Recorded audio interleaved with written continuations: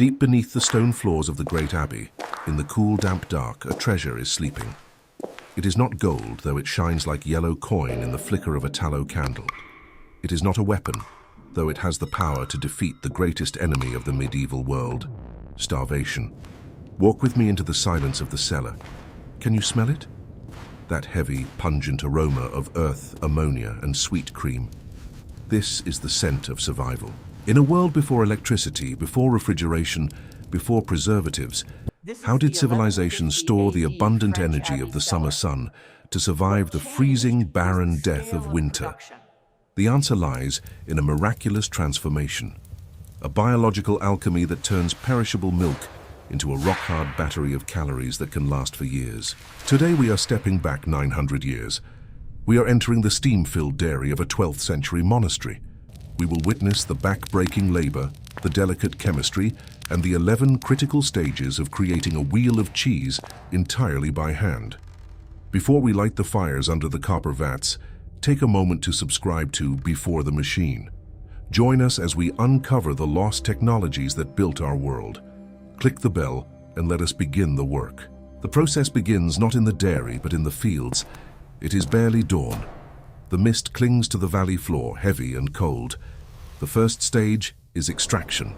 Brother Thomas, our artisan, has hands calloused from the wooden handles of pails.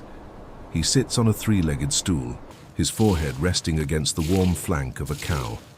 Listen to the rhythm, the stream of warm milk hitting the wooden bucket. This is the raw material.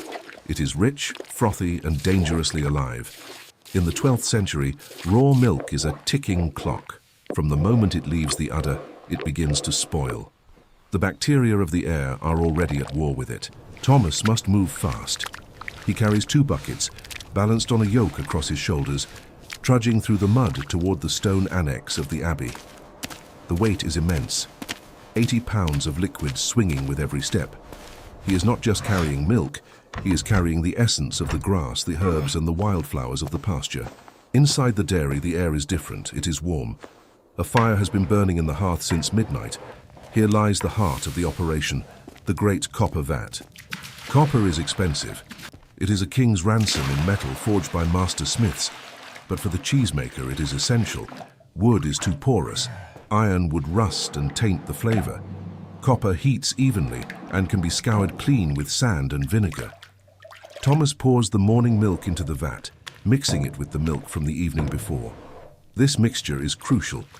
The evening milk has settled, the cream rising to the top, while the morning milk is still warm from the body of the beast. Now begins the second stage, tempering. There are no thermometers here, no glass tubes with mercury. Thomas relies on his skin. He dips a finger, then an elbow, into the white pool. He is looking for blood heat, the temperature of the human body. He adds logs to the fire beneath the vat. Oak for a slow burn, birch if he needs a quick flare of heat. He must watch the surface of the milk like a hawk. If it boils, the proteins shatter, and the cheese is ruined.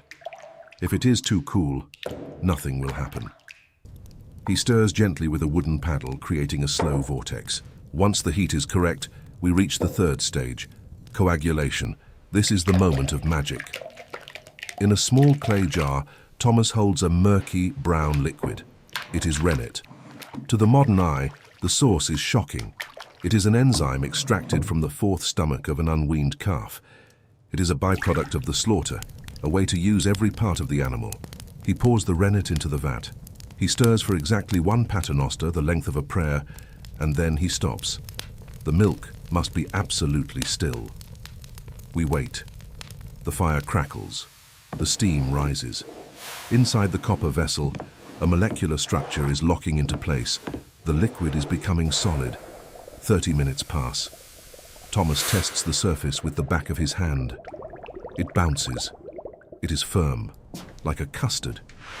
The miracle has happened. The liquid milk has become the curd. Now the piece must be broken. Stage 4 is the cut. Thomas takes a tool that looks like a harp, a wooden frame strung with tight gut or wire. He plunges it into the solid white mass. He slices vertically, then horizontally. He is cutting the curd into thousands of tiny cubes.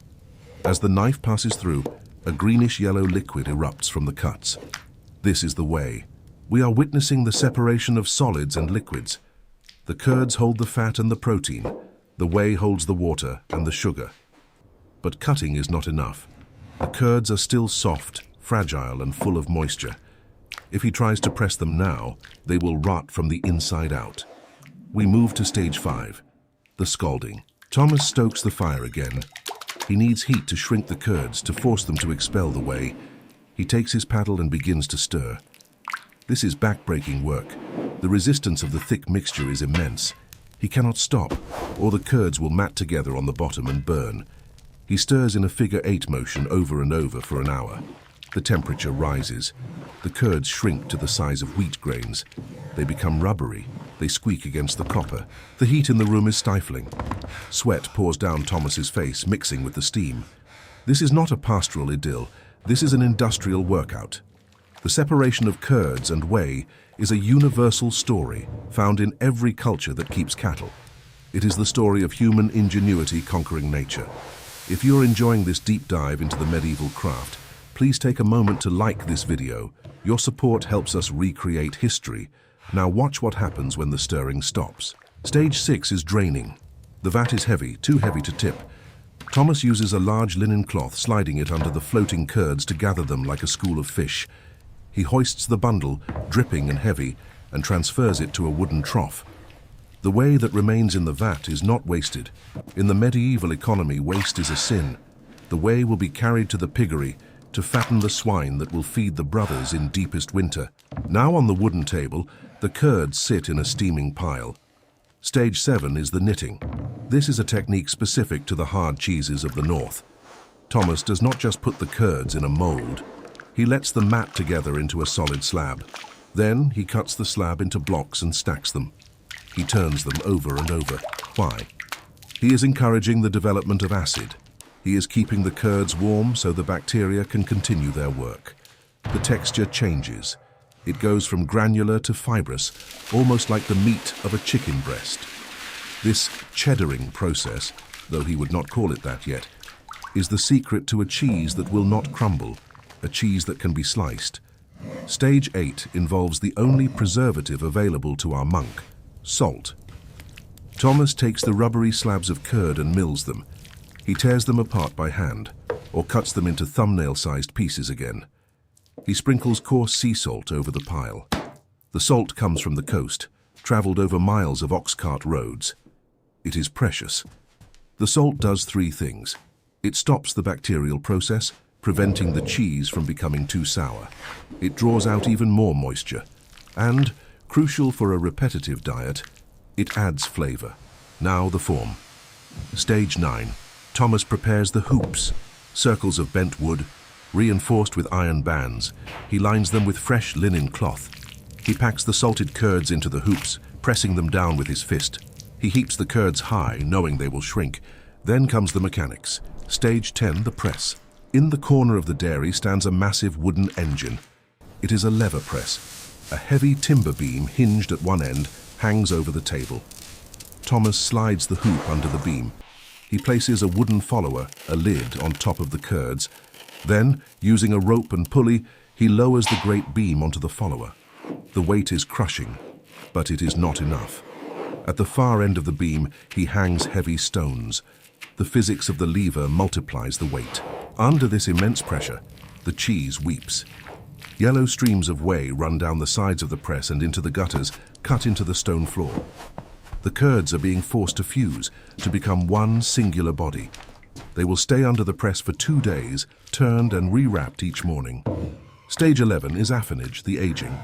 Thomas carries the heavy wheels, 40 pounds each, down the stone steps. The temperature here is constant, cool and damp. He places the new wheel on a shelf of spruce wood. The work is not done. In fact, the hardest vigilance begins now. If left alone, the cheese will rot. Mold is always waiting in the dark. Every day for the first month, Thomas must visit the cellar. He takes a rag soaked in brine, salt water, and scrubs the rind of the cheese. He turns the heavy wheel over. This washing creates a habitat for specific surface bacteria. These bacteria create a hard orange-brown rind that seals the cheese, protecting the interior from air and rot. It is a living shield. Months pass. Outside, the leaves turn gold and fall. The first snows cover the abbey grounds. The cows are brought into the byre, their milk drying up. The fresh food is gone. The fields are frozen iron. But down in the dark, the cheese is transforming. The proteins are breaking down into savory amino acids. The texture is becoming crystalline. The flavor is deepening, becoming nutty, sharp, and complex. One winter evening, the abbot signals for the cheese to be brought up. Thomas descends one last time. He selects a wheel that has slept for 12 months. He taps it. It sounds solid, dense. He carries it to the refectory. He takes a knife and slices into the rind. It cracks open. The aroma fills the room, the smell of the summer pasture, preserved in the dark. When the brothers eat this cheese, they are not just eating food. They are eating the sunlight of a summer long gone.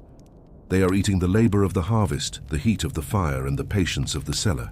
This wheel represents a perfect circle of nature and human craft. No plastic, no fossil fuels, just wood, copper, milk, and time. We have forgotten how much effort it takes to simply survive. We open a refrigerator and see a block of cheddar wrapped in plastic, and we think nothing of it. But behind that convenience lies a history of sweat, ingenuity, and the relentless drive to endure. If you believe this history is worth preserving, help us tell the next story. Subscribe to the channel, leave a comment about which ancient craft we should uncover next, and share this video with someone who appreciates the old ways.